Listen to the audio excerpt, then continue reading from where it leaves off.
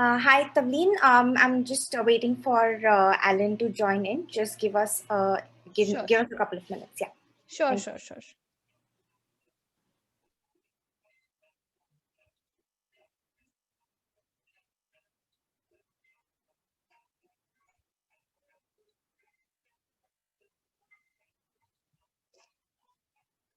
In the meanwhile, if Sir is still here, if anybody wants to maybe unmute their mic and ask some questions.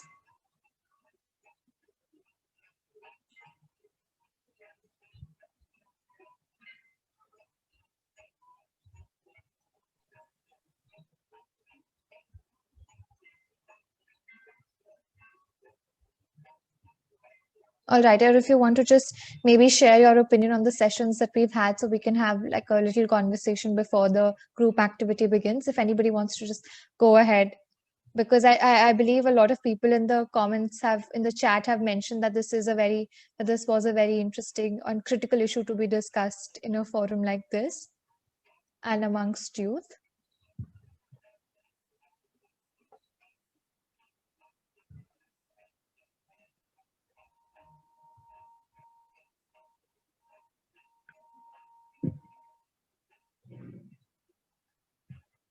Yeah, somebody has asked, can we get the recorded sessions? And we are recording the sessions. They will be up. Don't worry. Yeah, Alan is here. Hi, Alan. Hi, everyone. I'm sorry for the delay in that. So, yeah, so let's just quickly move into the interactive session on the data cycle. So, in this session, we'll be dealing with how data is generated, and we'll be mostly looking for your opinions about how the data is created, how it is stored, how it is sent over the internet, and how it is being used, and at the end, how is it really getting deleted from the internet. So this is just not basically a cycle. So in literal terms, a cycle means it has to be in the circular manner. So data doesn't come back to the same position where it started. So we'll be looking into all the aspects wherein we will see whether a data is actually staying in the internet or not. So let's just quickly get into know what actually data is.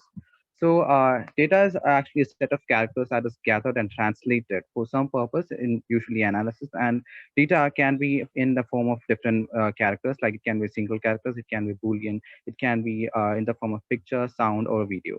So in computers, it is basically stored in the form of bits, like the zeros and ones, and the CPU processes it in the form of computer language and makes us easy for us to understand. So we cannot basically understand computer language, as you all know. So that's how it does. And data, specifically speaking, will not do any harm to humans or robots unless it is processed or it is taken in the context that we want it to understand. So that's just basically the introduction about data. And yeah, now we'll be looking into four of the terms, which is CRUND, which is create, read, update, and delete. So Brinda, if you could share that slide. Yes, Alan. Just give me a minute.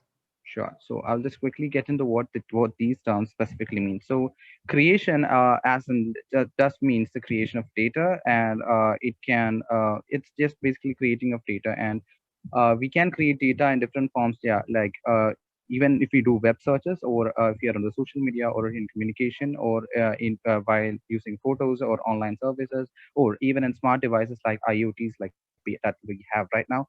So in all these manner, we will create data per se, and that is the first term, that is create. And then it is read.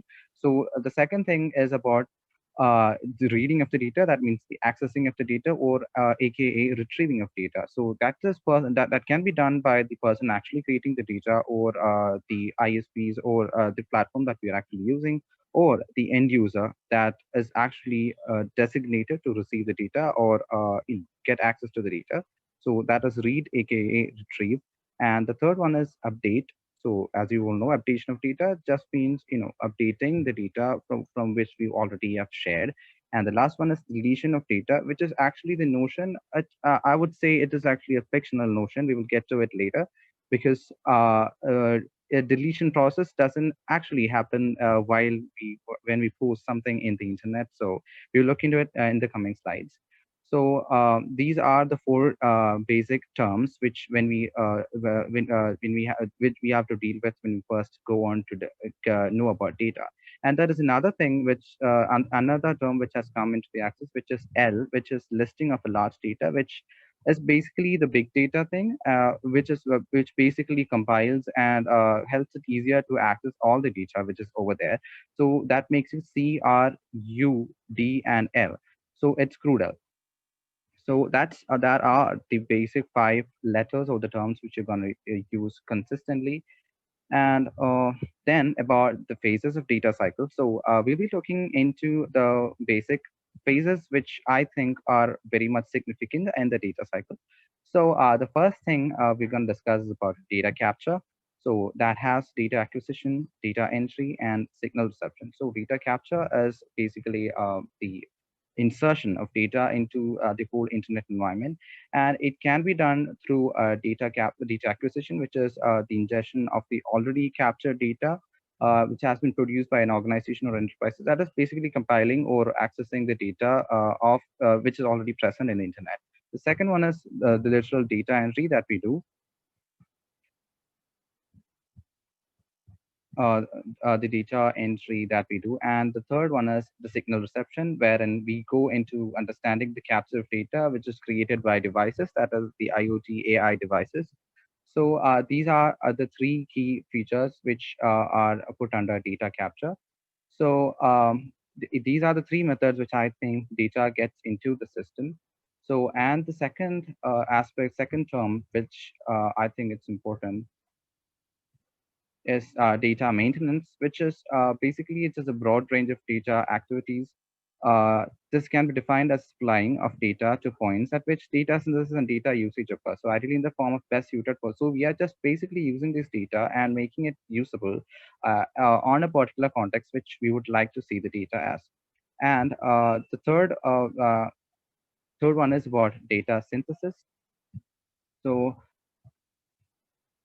either why don't you move on to the first slide? Yeah, this one. Yeah, the data synthesis, wherein which this is a comparatively new arena, wherein so for example, if I say we enter the date of birth as, for example, 15/5/1996 to Facebook, and so we just enter the data, and with Facebook, the algorithm in Facebook says that you are like 24 years old. So, so that is basically the data synthesis. That is, we give in some data, and that data is processed to give out another information, which is pretty much relevant for accessing whatever we are using. And the fourth main aspect is about the data usage, wherein this would normally be the task which the data cycle itself. However, data which is becoming it is more becoming more central to the business models and in many enterprises too. So see, right now we have seen about how the data gets into the system. Now we're going to talk about the permissions that we allow, and while we get into a different softwares or platforms, like we'll have to ascend to the various privacy aspects or the privacy terms that they ask us to agree to before entering into any of the platforms that we would like to do online. So these includes the privacy aspects, wherein we have an aspect of the permitted usage of data. So basically, we don't go through all the privacy details over there, but it is so. What I'm actually saying is data cycle or a data usage per se is using the data in the context of privacy aspect, which will be dealt with in the next session about data governance, because it has a lot of data governance challenges involved in it. And if I might also point out the GDPR, where the General Data Protection, which is there in Europe. So it has a provision which says about the platform providers have to be specific enough about the privacy concerns that they are going to address, and it shouldn't be in for a complete document which is to be sent to a particular person who is accessing the data. So it has to be conspicuous, and it has to be very clear and clearly mentioned in the first place itself. And that is only specifically mentioned in the GDPR. However, we are trying to bring that in to India with the latest privacy protection bill, but we would see how that works. And And the fifth term would be data publication, wherein it is actually the sending of data outside the location of enterprise. Like in if a person sends a data outside of a particular place, for instance, one data has been sent outside the enterprise is a de facto process. So we once the data is sent, it is literally impossible to recall it. So in any manner.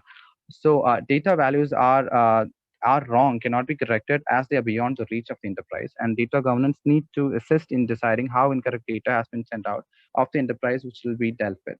So basically, we are not in control of the data we are sent. So once the data is sent, it becomes literally impossible to recall it, and the publication becomes very much important as the data once we put it into the internet. So if we won't have any other option other than to go by what we have done already. And the sixth one is about data archival or data storage, wherein we store the data, or our data is getting stored in various servers across the whole world. And this can be in several environments, or several servers, or several countries, which we don't actually know, and that is not as transparent as you like it. So it will be stored in various servers across the world. And the last one is data purging, which is a fictional version of data deletion. So data purging can be termed as the actual deletion of data from the whole internet, as you may term it as. But uh, that doesn't actually happen, which is why we have problems with internet, our data being over there. And right now, that the right to be forgotten, right, which is being realized all over the world, which specifically looks into the version of whether a person's data should be there in the internet forever. So so this particular aspect is also dealt with in the GDPR, wherein they have the provision to delete the details of a particular person over the course of the internet, right from every servers they have written. So when a data is being stored in a particular server, we have to be so they have to make sure that our data is being getting deleted from all the sessions, all the servers across the world. And that involves a lot of cost, because for example, if we take the example of for Twitter, and they are storing our data in various servers across the world. So it is pretty much easier to add the data into random servers across the world. But it becomes really it's really a hard nut to crack in the case wherein they have to delete the data,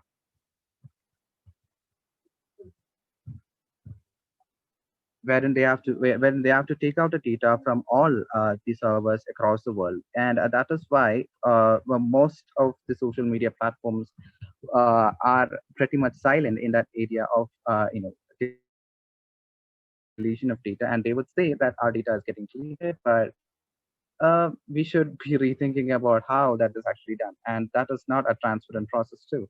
And so see, the name data cycle is not actually a complete cycle, but as in if the data once gets deleted or something, it doesn't come back to the first place as data capture, but it just stays there. But the cycle actually means, so we have this to and fro process between the different terms, like in, so if we enter the data and it goes to the data maintenance section, the same thing can be redone again. So we can keep on adding on data from one part to the another, so thereby keeping that process engaged. And for me, when once that data enters into the system, it stays there forever as of now. Or else we will have to come up with another technologies in the coming years to actually delete the data from all the sessions. So And there are a so couple of questions on the chat. Do you want to go ahead and take that, and then we'll open it up for the participants to share? I think we can open it up to the participants first about their thoughts on this, and then Okay, we can take the question. great. All right. Or you can announce that. Please go ahead. So we will request the participants to share their thoughts on these basic terms that have been explained right now, and on the thoughts about these terms, and what do they think of the actual data cycle that's present in the world.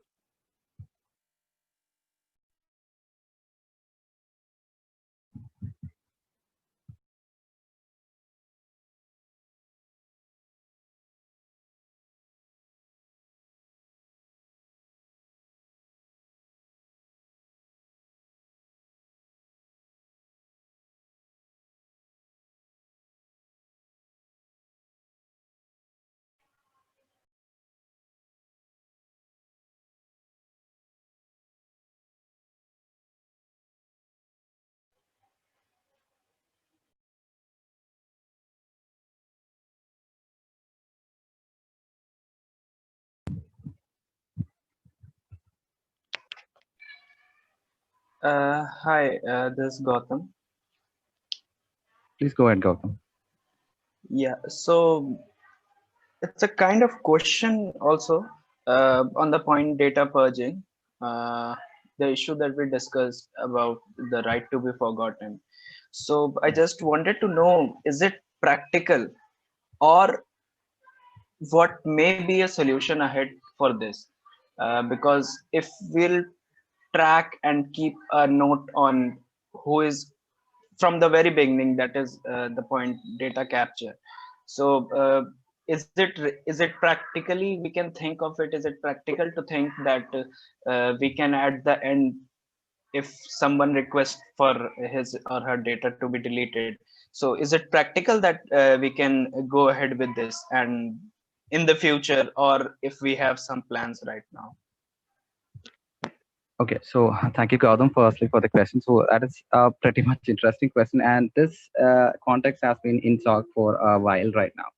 So, right to be forgotten per se is not actually literally followed anywhere in the world as of now. So, if we just take a use case for example, say I'm talking about a criminal who has a particular criminal record, and the news of the whole the crimes are there in the social media, internet, everything. So, let's say he just comes back after 10 years into the world, and he would like to delete as a new man. Let's let's keep that as as a benchmark over there. So let's just presume that he has turned into a good man. So he just comes into the world and asks the social media platforms and the internet and the media to take down whatever data is being there in the internet. So it is actually a kind of issue. So it also becomes a matter of social problem, which is can you actually take out the credentials of a man who has actually done a crime before, saying that he has a clean slate right now and he's a good man? So it's actually a concern for in if we talk about for the community at large to acknowledge the fact that that person's data is completely off the grid right now. So, if we talk about the practical aspects, yeah, I think the society, how the society thinks about a person, is not going to change for a while, as we know it.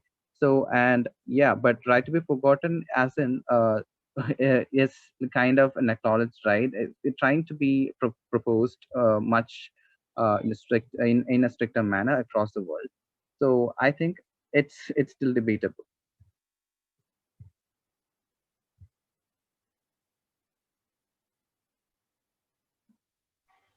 Yeah, right, thank you very much. Yeah, you're welcome. So, yeah, and we have another question. So, will blockchain applications make data purging more complicated? So, Ritika, yes. Yeah, So, that was my question. Thanks. yeah. So, with regards to the blockchain application, so blockchain is basically, yeah, it would make it more complicated. So, it is an immutable record, as you may know it.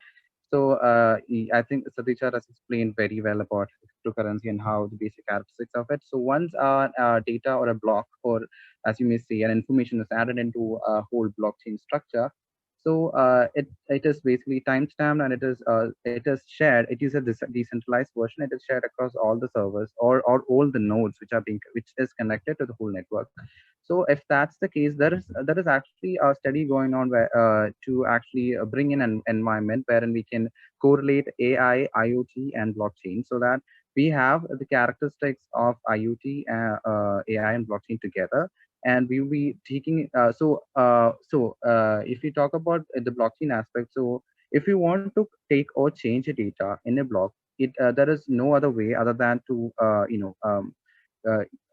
completely corrupt the whole block that we are talking about. So if that is the case, then that there is a way. So now in the era of quantum computers, which is going to be there in the next 1 year or 2 years, so it is so computers will be able to break the encryption, and yes, they could actually corrupt the whole block, and thereby we could say a data stored in a block across a network of nodes could be corrupted or deleted, or deleted as an irretrievable manner. So that can be done technically, but we still have to look into the use cases of that.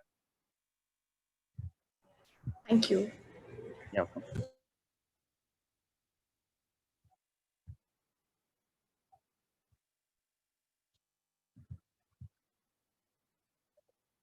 Srinivas has asked for the data archival after few years, when the technology changes, won't it be a problem for the safety of the data? Data archival. I didn't understand which technology you were relating to. So there are a lot of technology changes happening. So right now we are mostly focusing on the centralized format of storing the data. So are you talking about that, or is it another technology? Srinivas, if you are here. Um, he could unmute. Srinivas, if you could just unmute and speak.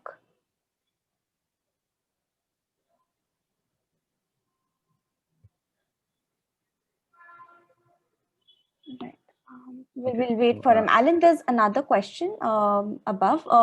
So when organization like Internet Watch Foundation say that they're removing content of violence and abuse, what do they exactly mean by that? It's from Timol Thomas. Yeah, thank you, Timo, for that question. See, it's not just about IWF or Internet Watch Foundation. So it's actually the censorship issue, which is very much prevalent. It's a hot topic right now, and it's all over the internet and mostly in the social medias. Wherein if a government thinks a particular thing, a particular content is sensitive, or if a pretty big organization decides so, that particular organization or the government could take that particular post away from the internet, saying that this content is sensitive or contains wrong information or any of that sorts. But in co- in when coming back to the question about, when an organization like that say that they are removing the content, yes.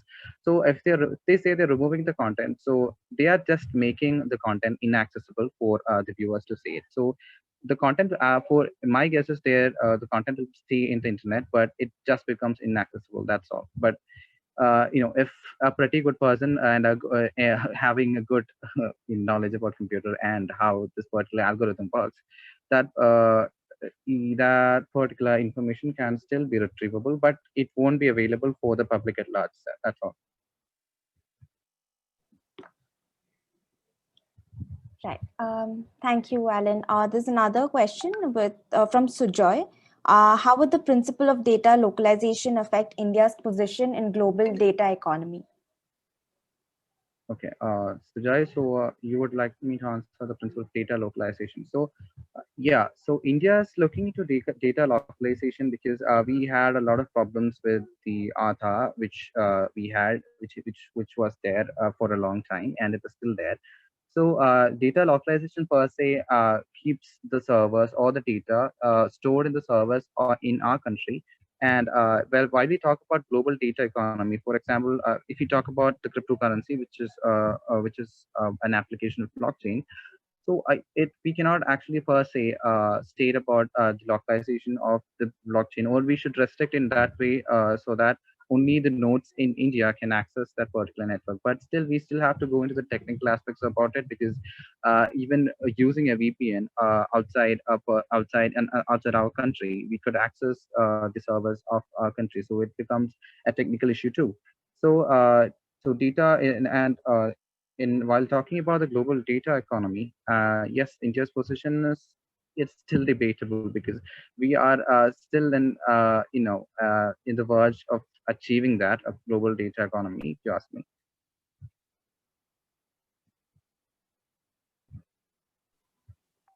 Thanks, Alan. Srinivas is back. Srinivas, could you ask your question? We were not able to understand what you were trying to ask. Yes. Is it audible now? Hello. Yes. Yeah, go Yes. ahead, So the Srinivas. thing is, like, when you archive something, previously we had something like local storage devices like disks and floppies and CDs, and nowadays we don't even use them.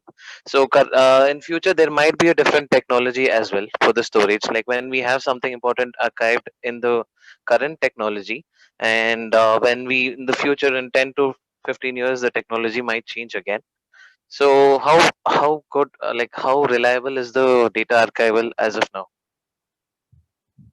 Okay, I got the question. So data Yes. archival. So I will just start from the start from the basics and from the lowest data recording platform. So let's just take the example of a hard disk. So Okay. let's say you have a hard disk and you have stored data in it. So and you have completely formatted the data. Mind you, you have completely formatted. Not you're not doing a quick format, but a complete format. Do you think Okay. the data is actually non-retrievable? Mm, not always, but yes, parts of it might can be retrieved, right? It can be retrieved. Same is the case with all the pen drives and whatever disks we are having right now. So Mm-hmm. it's still there. It's still present in there are traces of the data in there, and it still can be retrievable. So when we look at the larger picture, that is we are talking about servers and the platforms that we already have right now, which Mm-hmm. actually archives the data. For example, data of the internet, social media, and you name everything is stored in that kind of a media. So Mm-hmm. even if and you don't know, we don't actually know where our data is getting stored. We just know that it's being sent to a platform and they are actually distributing the data across their Mm-hmm. servers, right?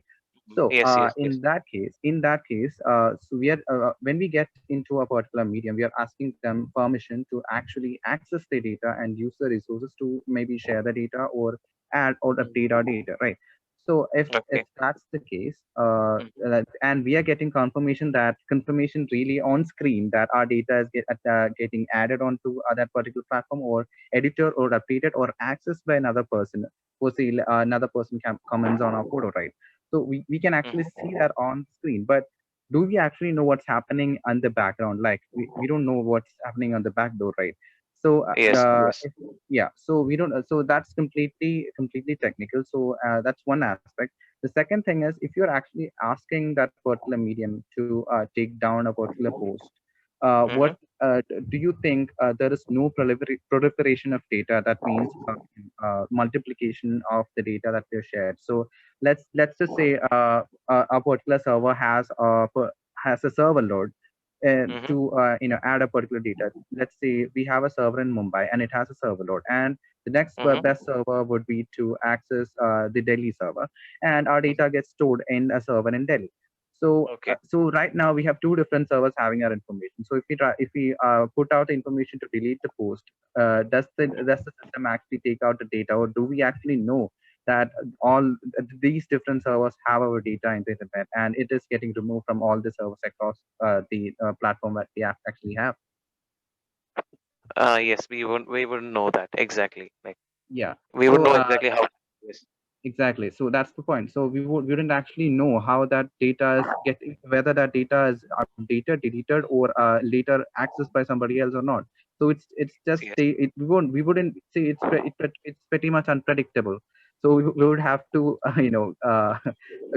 keep our fingers crossed, saying hoping that our data won't be used for any other illegal or the ways that we don't actually want it. So Irrelevant that's purpose. Yes. Yes.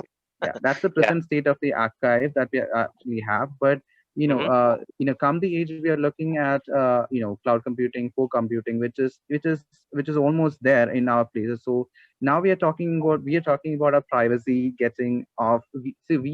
Right now we have a least of the privacy right now, and if we actually try to include an IoT device, let's say a watch, or a time or a clock over there asking us and a chip which is embedded in our beds daily, Okay. which actually keeps a track on our REM cycle and sets our time to wake up for, let's say, 6. And let's say we have a self-driving car which actually sends a notification to our phone saying that you have 10 minutes, you have 1 hour to leave to your office thing. So kind of thing. And we get into a self-driving car and we go to the office, and and when we get into the car, so the systems in our home completely switch off, and when we get back home it completely turns on. So that's basically the whole IoT and AI network over there. So if Yeah. so when we look into the future, if that's the case, and if the process of storage of data is still keeping or still the same, or Mm-hmm. we would have a lot of data on the internet which we won't actually know how it is getting used or retrieved or deleted, if that's the case that you want. Huh, huh, huh. Yes. Yes. Understood. Got it. Yeah. Thanks, Thank you. Alan and Srinivas. Aishwarya, could you please unmute and ask your question? Yes, sure. Thank you, Brinda. So, Alan, my question is, where does data visualization fit in this cycle? And by visualization, I mean presenting it in a clear and simple way to make it readily understandable to the larger public. So, I'll give you like a background why I'm asking this question. So, this question is coming from a civil society perspective, and why it is important.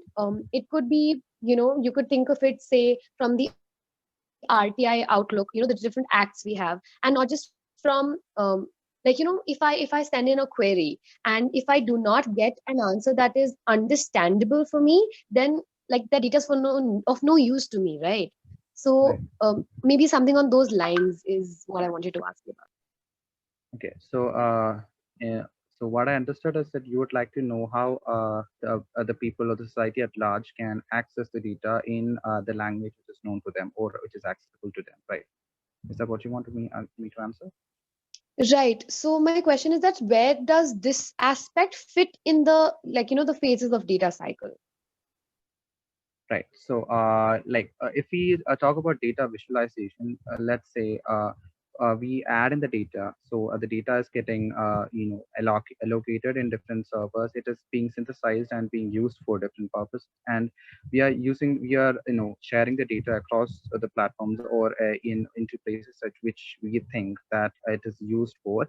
And then comes the application of data publication. I think that is where the data visualization would fit in actually, because of the fact. So you talked about RTI, and so let me give you another use case of the recent turnaround in the environment protection bill, which created a lot of problems in India, and even the Supreme Court had to intervene, saying that asking the government to publish it in all the languages, which is being which all the regional languages across India, so that the people can actually see, read, and understand, and put up their opinions for or against the environment protection bill.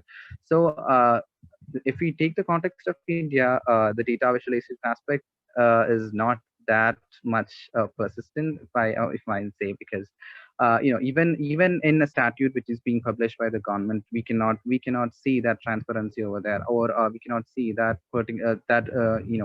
the languages, or it is being spread across India in the languages which is known to the public. So we could say that it is deliberate, or we could say that it is it is on the technical aspects. But yes, data visualization should be there to be made it accessible to the communities at large, and it is also in the context of like, for example, at the beginning of Facebook, we only could use Facebook in English, but right now we can use it in our regional language like Hindi, Tamil, Malayalam, anything, you name it. So that is that. So yeah, these big players have been trying to introduce these data visualization aspect into their platform, so that people try to join in, and they shouldn't need an actual be an expert in that particular language which that platform actually runs in. So that visualization aspect has to be brought into our context, and it should be spread across our platforms, especially in the government sector, so that it could be accessed by the people. And also, when you talk about visualization, we should also state about the dissemination of this particular data across the platforms, or the areas where people could easily access the data. Because if you have the data over the internet, and if people don't have any idea about how to access it, it doesn't make any sense. So data visualization has to be coupled with the data dissemination factor too.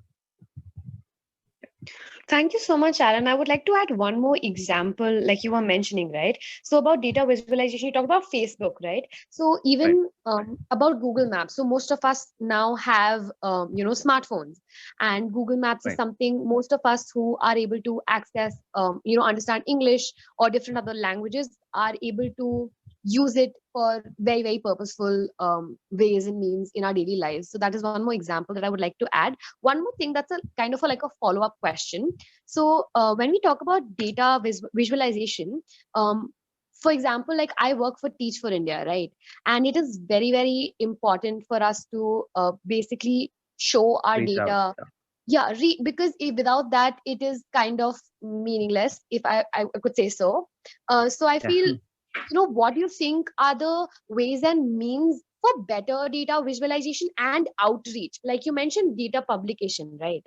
Yeah. So how do you think enhancing these ways and means to publish data in a visually pleasing manner could help go ahead with initiatives like this? All right. So I think I have to talk about the initiative of this our platform, wherein we are actually looking at youth coming forward and understanding and knowing about the internet and the concerns, and like you said, of course, data visualization platform too, so that they can be better spokespersons at their regional space or their community, so that they can actually guide people into accessing the internet and properly using it. So if you take the context of your platform, your initiative, that Teach for India, I would say, if we should identify the persons or regions wherein we could get clearer insights of how they want the data to be there. So for example, if we take about a community, if we come into the city, we don't have and we look into the people, we try to share the data, they won't have any problems accessing it or understanding the manner. But if we have, see, it's the same case wherein we see a privacy statement at upfront when we log into a particular social media or something. So we won't understand, so we basically skip that and go. That's mostly what happens. So we wouldn't actually want the people to do that in case of the data which we want them to know, which is pretty much important to their lives and their concerns. So in that case, I think you need to ask the people what they actually want and how they want the data to visualize. And see, and we could channelize the data in such a manner that we could just give them the data or information we want and leave the rest apart, and we could focus on that particular community, and we could share just that particular data. For example, if it's a farming community, we can just stick on to share the farm the news or whatever is there in the internet about the farmers community and about the children's their education and all, and they wouldn't be bothered about what's happening in the city or internationally, or if we look into that context.